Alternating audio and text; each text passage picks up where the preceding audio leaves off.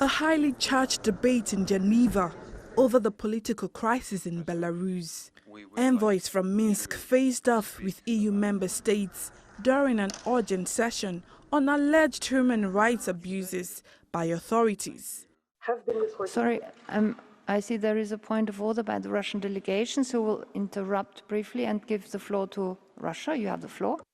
It took some time, but UN rights investigator Anahiz Mahan told the forum that more than 10,000 people have been arrested and more than 500 tortured during mass demonstrations against President Alexander Lukashenko and his disputed election victory.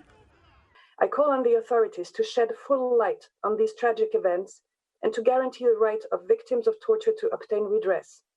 Given the abuse they suffered, these victims are in such a state of post-traumatic shock that they still require urgent humanitarian aid. An opposition leader who fled to Lithuania after the disputed election told the council that the oppression in Belarus demands immediate international attention.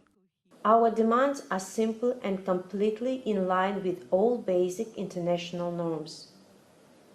We demand to immediately cease violence against peaceful citizens.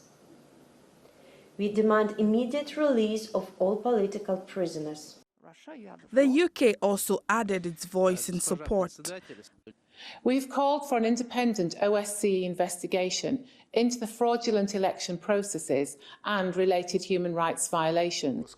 But for Lukashenko, there's no going back. He's ignored calls for his resignation and instead placed his army on high alert. The president is also closing the country's borders with Poland and Lithuania for protesters on the streets, and many of those in Friday's emergency meeting, they just want Lukashenko gone. Sharon Ogunleye, TRT World.